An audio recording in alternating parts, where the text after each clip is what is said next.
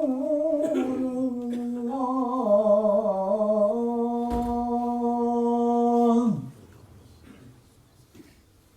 حي على الصلاة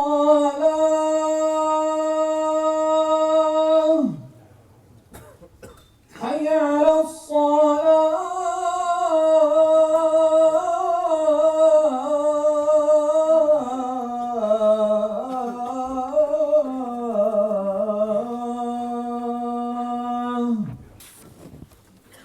الحمد لله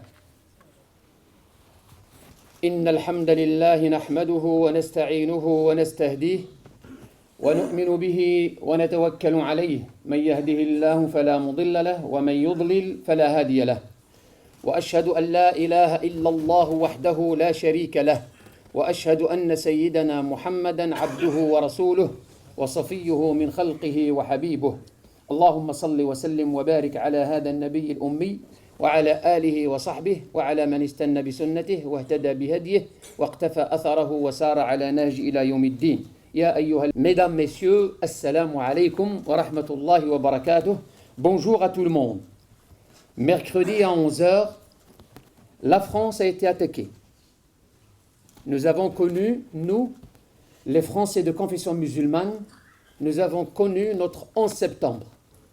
Il y a quelques années, c'était l'Espagne, puis la Grande-Bretagne, et on a commencé à regarder le terrorisme, à le dénoncer certes, et Dieu sait qu'est-ce qu'on a consacré comme prêche à la dénonciation, à la condamnation du terrorisme. Nous avons manifesté il y a quelques années, en 2004, ici à Lille. À la tête du cortège, il y avait les imams des mosquées de Lille, suivis par une bonne partie de la communauté musulmane, pour dénoncer un terrorisme qui a touché la ville de Madrid. Bien sûr, le terrorisme est aveugle. Il ne choisit pas ses victimes. Le terrorisme est aveugle parce qu'il ne peut s'appuyer sur aucune religion. Et surtout, il ne peut pas s'appuyer sur une religion qui est la nôtre, qui s'appelle la paix, qui s'appelle la soumission à la volonté de Dieu, celui qui a honoré l'homme en disant « وَلَقَدْ كَرَّمْنَا بَنِي آدَمَ » Nous avons honoré les fils d'Adam. Nous les avons honorés tout en sachant bien sûr qu'ils auront des choix à faire en matière de religion. Ils n'auront pas la même religion. Ils auront des choix à faire en matière d'idées et de choix de mode de vie. Mais ils sont honorés quand même. L'homme est l'œuvre de Dieu. L'homme est l'architecture de Dieu. Maudit celui qui l'a détruit. Vous avez l'habitude, vous, d'entendre ce que je vous dis là aujourd'hui. Ce n'est pas la première fois que je vous dis ça. Ce sont des choses que vous connaissez et depuis plusieurs années. Et ce ne sont pas des propos que je dis à l'occasion, parce qu'il y a la presse avec nous aujourd'hui. Parce qu'il y a la presse aujourd'hui, nous ne disons pas un discours de circonstance. Et notamment ici à Masjid al-Iman. Et nous pensons que Masjid al-Iman est un échantillon fortement représentatif des mosquées de France. Nous ne sommes pas l'exception. Nous ne sommes pas le cas particulier. Nous sommes une des mosquées de France qui prône ce que nous venons de dire et qui avance et qui chemine dans sa quête d'insertion, d'avoir sa place, toute sa place, rien que sa place, comme culte, comme citoyen dans notre pays. Nous avons choisi en connaissance de cause d'être des Français. Personne ne nous a forcés à être Français. Personne ne nous a mis le couteau ici pour être Français. Chacun d'entre nous, notamment pour ceux qui ont accédé à la nation française, je ne parle pas des millions de Français qui sont nés musulmans. Et ils n'ont connu de patrie autre que la France. Et ils n'ont connu de pays que la France. Je parle de ceux qui ont à un moment donné signé ce pacte, signé cet engagement avec un État, avec une patrie. La France entière a connu le 11 septembre. Je l'ai qualifié dès les premières heures à 12h30, j'étais sur Al Jazeera en train de parler. Et je l'ai qualifié d'un tremblement de terre. On m'a dit, est-ce que vous avez mesuré le mot tremblement? Aujourd'hui, c'est quelque chose qui se confirme. Nous avons vécu, nous vivons encore les secousses justement répétitives d'un tremblement de terre. Et les conséquences que peut avoir un tel drame qui s'est abattu sur la métropole, sur Paris. Ah, nous sommes à Paris, il est 11h du matin. Ils ne sont pas quelque part, je ne sais pas où. Les gens sont dans leur bureau, en train de travailler comme toi, comme moi, au marché, ou à l'école, ou à la fac, en train de faire ce que nous faisons tous les jours. Et voilà, le malheur nous tombe dessus. Et voilà, la barbarie nous englobe. Et voilà le terrorisme que nous dénoncions quelque part dans le monde vient frapper à notre porte ici à Paris. 5 à 6 millions de musulmans, voire plus, se sont retrouvés tout de suite dans le collimateur. Ils sont agressés au même titre que les 65 millions de citoyens français. Parce que le terrorisme ne choisit pas ses cibles, comme je viens de dire. Eh bien, les musulmans se sentent agressés et se sentent menacés et se sentent comme cible au même titre que tous les citoyens de notre pays. Oui, les musulmans prennent, et je l'ai dit sur des tables des plateaux de télévision depuis mercredi, que nous sommes, en tant que musulmans de ce pays, agressés, attaqués. Et celui qui s'attaque à la France s'attaque à nous. Parce qu'on n'est pas des martiens, on n'est pas de passage. On est logé à la même enseigne. On est dans un même navire. Rappelez-vous du dur du prophète du navire. Je lui consacrais un prêche. Nous sommes dans un seul navire. Les bons et les moins bons. Les croyants et les non-croyants. Les musulmans et les juifs. Et les chrétiens, protestants ou catholiques. Les agnostiques. Tout le monde. Tout le monde. Et ce n'est pas moi qui le dis. C'est le prophète que les gars ont essayé de venger. Le prophète n'a pas à être vengé. Le prophète n'a pas à être vengé. C'est pas comme ça qu'on venge le prophète. Le prophète, si on veut le venger, c'est se conformer à ses enseignements. Se conformer à ses enseignements. Il nous a enseigné le respect de l'autre. Il a vécu avec les juifs à Médine. Pourquoi il ne les a pas tués? Il a vécu avec les chrétiens à Médine, dans un État islamique. Pourquoi il ne les a pas exterminés? Il a vécu avec une bonne partie d'Arabes qui n'ont pas voulu se convertir. Pourquoi il ne les a pas éliminés? Pourquoi il ne les a pas considérés comme des citoyens de la deuxième zone? Et je viens de sortir de 2 mois de prêche. J'espère que vous avez retenu quelque chose. Nous avons parlé pendant 2 mois. De quoi nous avons parlé? De l'État islamique. Vous savez qu'il n'y a pas de tabou ici à la mosquée de Lille. Il n'y a pas de tabou. Ce n'est pas parce que les caméras que vous allez vous taire et dire non, on a parlé d'autre chose. Nous avons parlé de l'État islamique. Mais de quel État islamique s'agit-il? Nous avons parlé du djihad. Mais de quel djihad s'agit-il? Nous donnons un sens à Lille au djihad. Et nous l'avons dit au Grand Palais, ici à Lille, devant tout le monde, il y a 2 ans. Quand le lycée Averroès a décroché la première place, le meilleur lycée de France, le commentaire qui était le nôtre, voilà le djihad. Voilà comment les musulmans de Lille comprennent le djihad. C'est décrocher la meilleure place. Ce n'est pas être bon, être meilleur.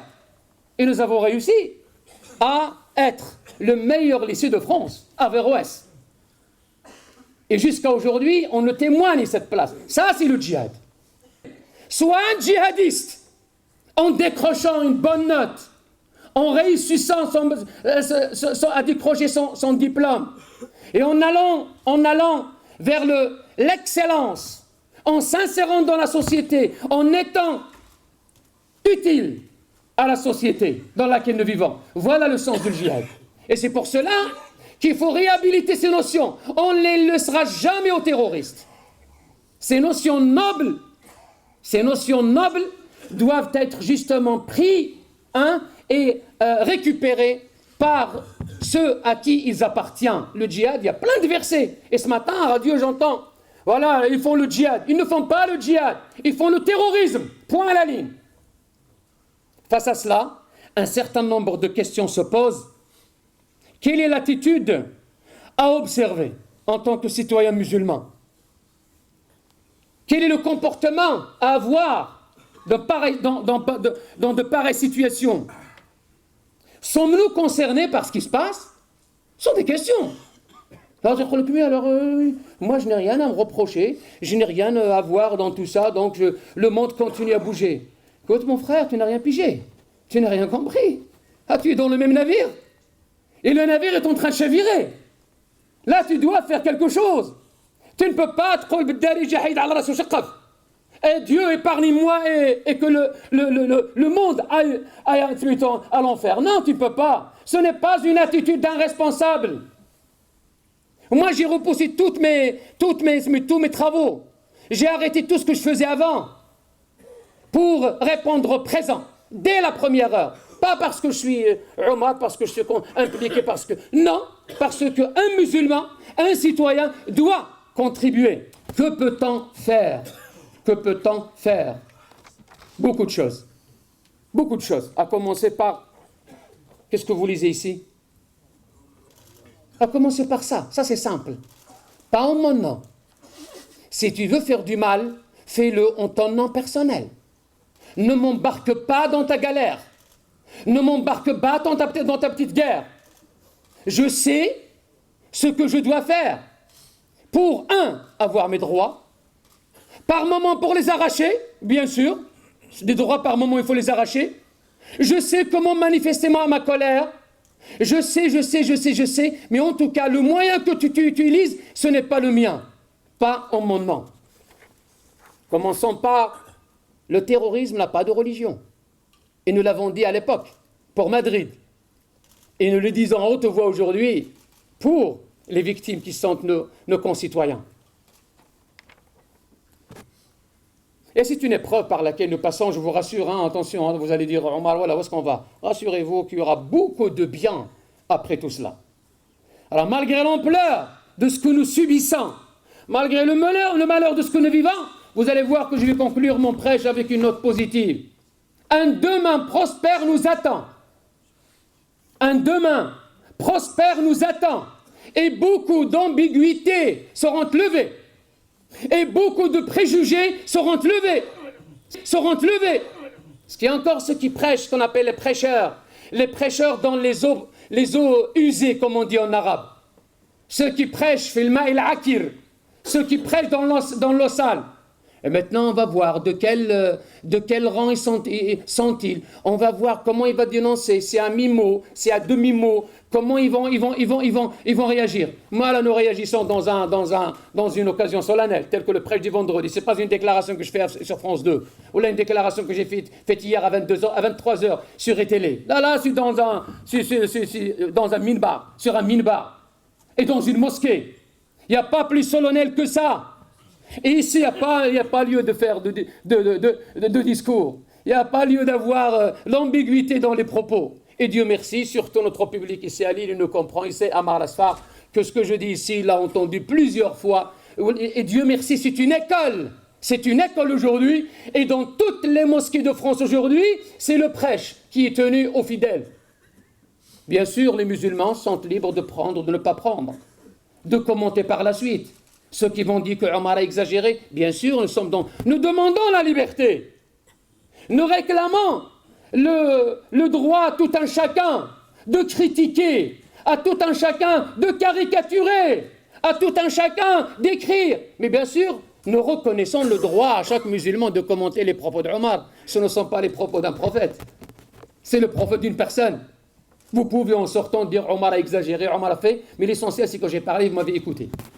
Et après, faites de ce que je vous dis, ce que vous faites. On n'est pas là pour vous cloner. Jamais de là. On ne l'a jamais fait. On n'est pas là pour faire de vous des photocopies. Les musulmans sont différents. Et la différence est une richesse. Et aujourd'hui, au ministère de l'Intérieur, le président de la République s'est déplacé de l'Élysée au Palais Beauvau.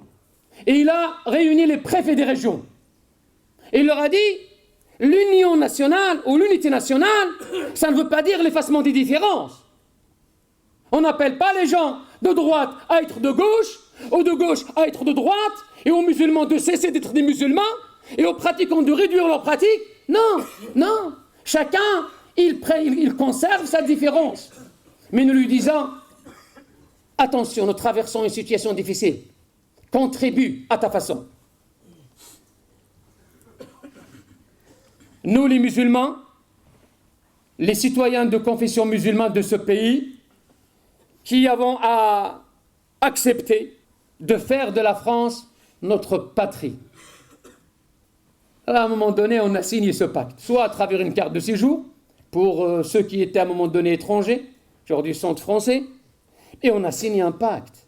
Et Dieu dit dans le propos introductif du 3e chapitre du Coran, du 4e chapitre, Ya ayyuhalladhina amanu, c'est pas bien entendu. Awfu bil uqud. Qui est-ce qui peut me traduire ce verset? Honorez vos engagements, s'adressant aux croyants là où tu es. Tu as donné ta parole, tu dois l'honorer. Le jour où tu ne veux pas l'honorer, tu romps la parole. Tenez, je ne suis pas d'accord avec vous.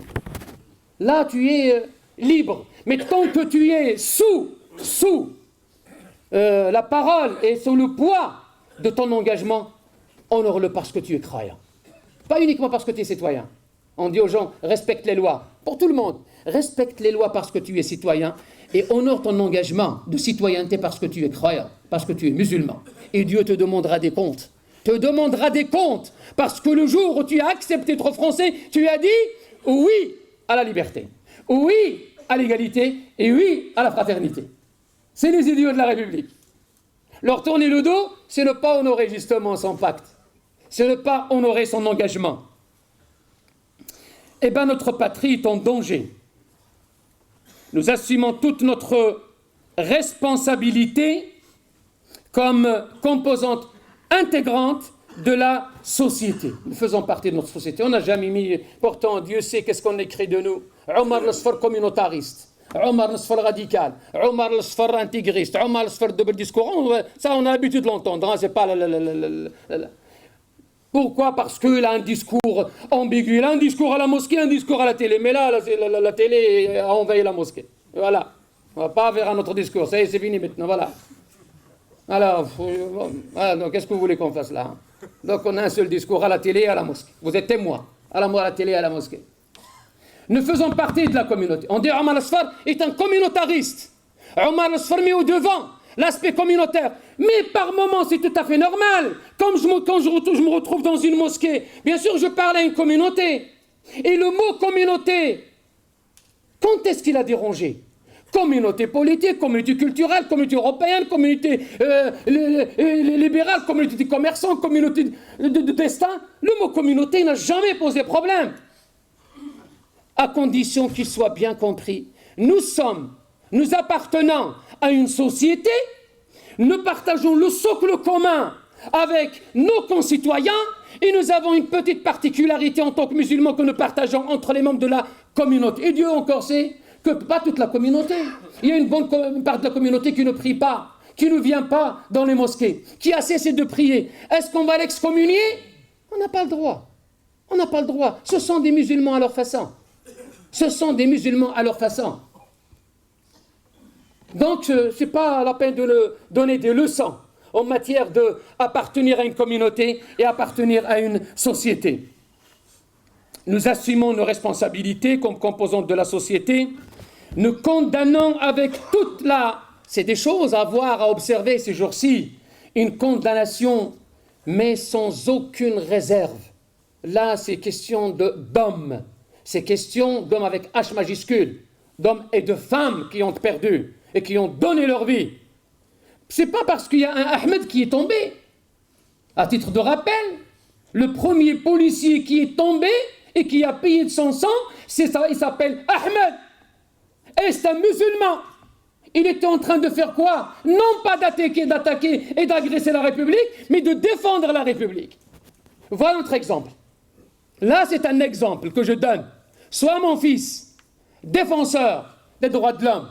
Sois ma fille, défendeuse des valeurs de la liberté, de la tolérance, du respect et de la dignité. Voilà l'exemple que nous donnons à nos enfants. Sois quelqu'un qui défend et non pas quelqu'un qui attaque injustement. Dénonciation, donc une condamnation sans aucune réserve et avec le poids des termes qu'il faut utiliser. Je vous laisse le soin d'utiliser les termes que vous choisissez, que vous choisirez. Deuxièmement, une dénonciation du terrorisme qui salit l'image de notre religion. Parce que jusqu'à aujourd'hui, il faut dire les choses, jusqu'à aujourd'hui, parce que nous croyons à la justice. Tant que la justice n'a pas dit son mot sur les commanditaires et ceux qui ont exécuté, on peut avoir des analyses à droite à gauche, parce que maintenant, le procès est fait.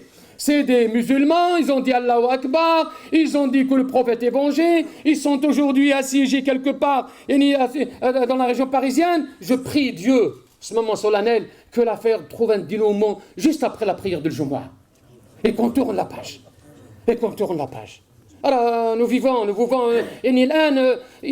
comme la guerre du Golfe à l'époque, on consomme les images 24 sur 24, et que Dieu fasse à ce que cette affaire se dénoue dans les meilleurs délais. Dénonciation du terrorisme qui nous salit et qui salit l'image de cette religion. On verra par la suite, est-ce qu'ils l'ont fait au nom d'une religion? Pas, on verra, mais des analyses sont allées au Yémen, etc. Mais ça, c'est bon, c'est la presse qui alimente, c'est normal, Nous sommes dans le monde de la liberté. Vous allez assister en direct. Et ça, c'est un bienfait. D'où la liberté d'expression. Il faut dire que dans un certain nombre de pays, la guerre du Golfe, on ne l'a pas suivie en direct. On nous donnait les images qu'on voulait. Il y avait de la censure. Mais là, les journalistes sont avec le GIGN et le RAID. Et ils suivent directement, heure par heure, minute par minute. C'est quelque chose de bien. C'est quelque chose de bien. Surtout quand le travail est fait par des professionnels. Et ce sont des professionnels qu'on a tués. Tout simplement. Et qui nous transmettent. À un moment donné, on n'était pas d'accord avec Charlie. Et on l'a dit sur le plateau, ça ne nous a posé aucun problème. Hier, un journaliste a essayé par tous les moyens de me dire « Oui, monsieur Asfar, vous ne regrettez pas ?» Je sais pourquoi je regrette. Le droit d'expression sacré. Et celui qui m'a invité, qui m'a dicté d'envoyer une délégation au nom de l'UIF que je préside à Charlie Hebdo. Ils sont allés 1 heure après l'attaque pour exprimer des condoléances. Nous soutenons Charlie Hebdo dans cette épreuve très dramatique. Et nous avons à un moment donné la même liberté d'expression. C'est elle que nous avons utilisée quand on a attaqué Charlie Hebdo via un avocat français devant un tribunal français. On n'est pas allé avec les armes pour tuer Charlie Hebdo. Non, nous sommes suffisamment armés. La République nous a suffisamment armés.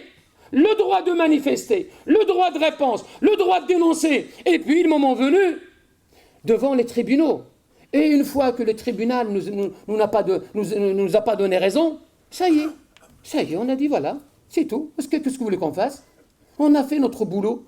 Mais de là à aller agresser les gens, à les insulter, à les tuer, là, ce n'est pas notre voie. Eh bien, nous continuons à être ce que nous sommes.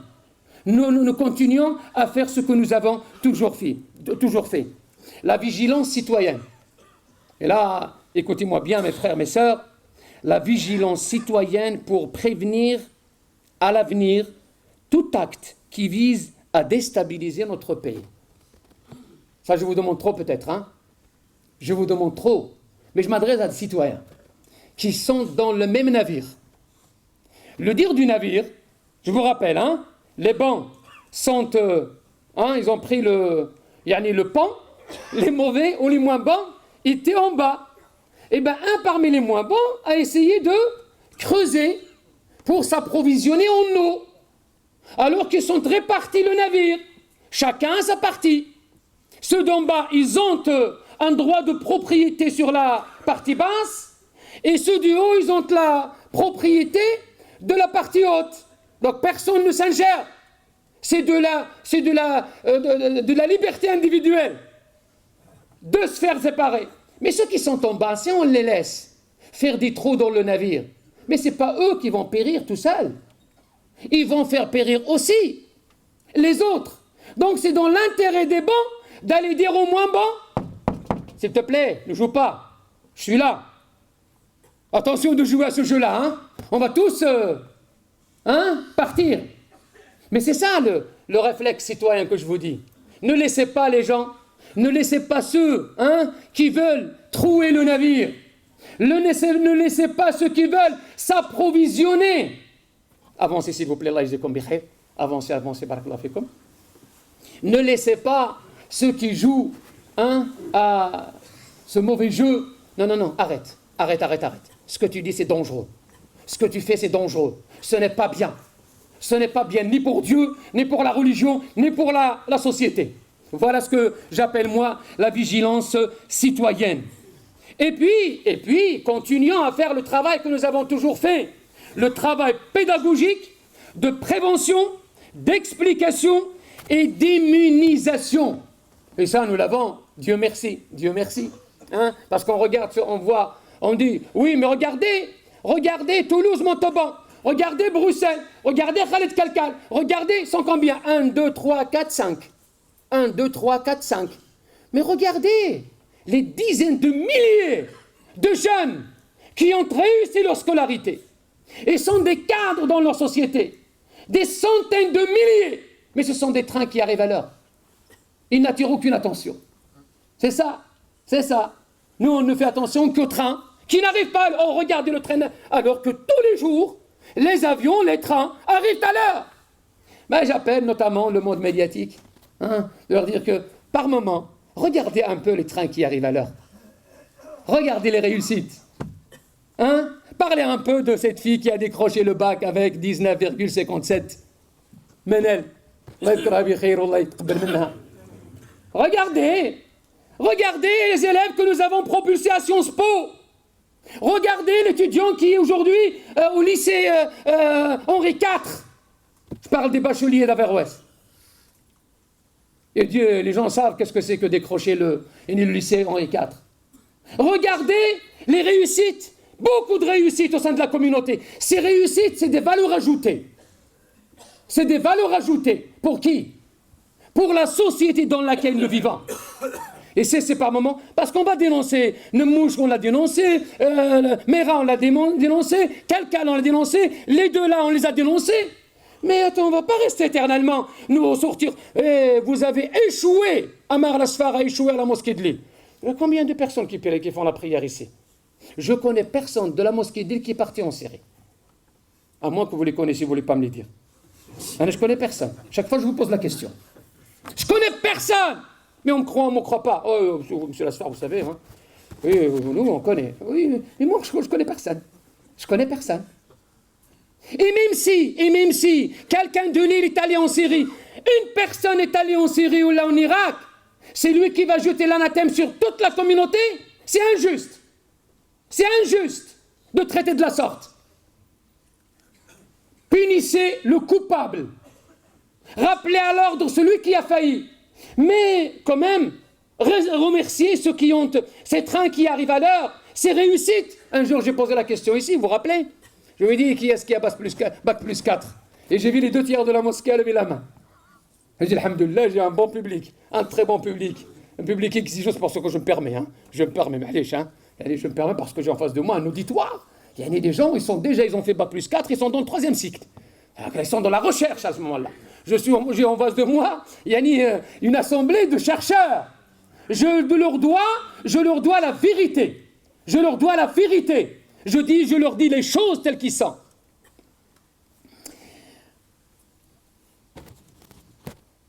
Voilà. Cela étant dit, et je termine. Cela étant dit, écoutez, vous n'avez rien à voir avec ce qui se passe. Attention, vous n'avez rien à voir avec ce qui se passe. Vous n'avez pas à avoir honte. Ce matin, à 7h30, on me dit, Monsieur Lasfar, alors les musulmans préfèrent rester chez eux. Je dis, pourquoi ils vont rester chez eux? Ils sont chez eux en France. Mais bien sûr, ils ne vont pas sortir, ils ne vont pas partir ailleurs. Ils vont, rassurez-vous. Ils vont rester en France, ils vont pas acheter massivement des billets, aller simple, son retour pour aller au je sais pas où. Ils sont chez eux, en France, bien, c'est vrai, hein, sont en train de traverser une situation difficile. Aidez-les, aidez-les à surmonter cette épreuve. Ne stigmatisez pas, ne faites pas de raccourcis, ne continuez pas à jouer le jeu des terroristes et à creuser le fossé entre, d'un côté, les musulmans et le reste de la société. Parce que dans la société, il y a les musulmans. Et dimanche, on vous a demandé de ne pas manifester en tant que musulman. Vous irez en tant que citoyen. Citoyens, hommes, femmes, voilés, pas voilés, barbus, pas barbus, pratiquants, pas pratiquants, et nous répondons à cet appel républicain. On ne va pas organiser une marche religieuse. Ce n'est pas une affaire à islamiser. On ira aux côtés de toutes les composantes de la société et crier notre ras-le-bol et crier notre colère. Et apparaître au grand jour. Et d'ailleurs, nos concitoyens sont demandeurs de ça. Attention, hein, parce que souvent on nous dit, oui, vous avez manifesté pour la Palestine, vous avez manifesté pour Gaza, vous avez manifesté pour le foulard, mais on ne vous a pas vu dans les autres circonstances. Là, les victimes qui sont tombées sont nos concitoyens. Et ils méritent notre respect. Et on ira justement dimanche, ou s'il y a une manifestation, parce qu'il y aura aussi au niveau de la ville et de la métropole, là où il y a une manifestation républicaine d'ordre général, on ira justement manifester. Sauf aujourd'hui, c'est un grand jour de prière. Voilà, nous consacrons le prêche et nous vous demandons, comme nous avons l'habitude de vous le demander à chaque vendredi, de sortir et de manifester 5-10 minutes, un quart d'heure devant la mosquée. Hier, le journaliste de ITL me dit « Mais monsieur Lasfar, vous êtes sûr qu'ils vont vous suivre les fidèles ?» Je lui ai dit « Vous m'avez vu hier, c'est à 23h. » Je lui ai dit « Vous ne connaissez pas les fidèles. Bien sûr, ils ne vont pas tous me suivre. S'ils me suivent tous, oh Dieu merci, Omar Lasfar à 100%. Personne n'a 100%. Personne n'a 100%, nous sommes dans une démocratie. 50 plus une voix, t'es élu. 50 plus une voix, t'es élu. J'ai jamais prétendu avoir tous les musulmans derrière moi. Non. Bien sûr, j'essaie, je fais tout. Mais les gens sont libres de manifester, pas manifester. Mais seulement, j'ai le devoir de le rappeler. Vous n'avez rien à vous reprocher. Vous n'avez pas à vous inquiéter parce que vous êtes musulman et que le matraquage médiatique, musulman, il a prié à la mosquée de Dawa, je ne sais pas, on va sortir peut-être ce qu'ils ont prié ici. Et le jour où ils auront dit qu'ils vont passer par la mosquée de l'Île-Sud, vous n'allez pas revenir vendredi prochain. Parce que je ne sais pas ce que vous allez faire d'ici une semaine. Vous allez prier à la mosquée et on va reconstituer l'itinéraire. Et on cesse de jouer à ça. Il a prié, un tel a prié dans telle mosquée. Qu'est-ce qu'il a la mosquée à... C'est le juge s'est trompé. Ce n'est pas de la faute du droit. On nous a enseigné ça. C'est le juge s'est trompé dans un jugement. Laissez le droit tranquille. Eh bien, vous allez voir, nous, on n'a rien à se reprocher, on n'a pas à s'inquiéter. Il ne s'agit que d'une simple usurpation. Et le mot, on l'a utilisé, vous vous rappelez ? Il ne s'agit que d'une simple usurpation de notre religion. Ne laissez pas les autres, ne laissez pas les terroristes vous prendre votre religion, et avec notre silence, on donne plus de crédit. Et avec notre retrait, avec notre négativité, bien sûr, on donne du crédit. Ils ont peur, ils vont pas parler. Non, on n'a pas peur. Tout à l'heure, il y a quelqu'un qui a dit, un de l'association, Omar, il faut qu'on pense il faut que tu aies une comment on appelle ça, une surveillance, ou une garde rapprochée. Je lui ai dit, mais c'est qui te dit que je ne suis pas protégé? Nous sommes tous protégés par le ciel. Mais quand il veut nous appeler, il va nous appeler. Tout simplement. Ou là, il va appeler le gars qui te protège avant qu'il arrive. Nous sommes tous protégés par le Seigneur. Et surtout, ne sombrez pas dans ça. Parce que Omar, il marche, l'autre, il marche. Il m'a regardé, il a bougé. Oh, c'est ça la psychose. Ne cédez pas à la psychose. Vous n'avez rien à vous reprocher. Vous n'êtes pas des terroristes. Vous êtes des Français. Et vous êtes victimes du terrorisme. Dites-le. Faites-le savoir. Nous demandons la protection pour nos institutions. Quand on part dormir, nous demandons à la République, au préfet de région, au ministre de l'Intérieur, de protéger nos mosquées, nos écoles, nos biens. Mais on ne va pas là jusqu'à demander que chaque musulman va être protégé. Là, alhamdoulilah, nous sommes bien. Oh Dieu merci. Hein. Ne regardez pas dans chaque Français ma vue de travers. Attention, ça c'est c'est le paranoïa. Fais gaffe s'il te plaît. Ce que tu trouvais normal hier, aujourd'hui, il t'apparaît anormal. Ah oui, mon voisin, il m'a regardé de travers, il m'a fait comme ça. Ah non, parce que peut-être il a mal dormi, peut-être il a un torticolis, peut-être il a un problème. Ne réduisez pas ça. Voilà, tout a changé autour de nous. Hier, j'étais dans le métro, dans le RER, sur le Champs-Élysées, quelle belle avenue. Et bon, j'étais moi-même, j'ai pas changé, je continue à mener la même vie que ce que je faisais avant. Et alhamdulillah rabbil alamin.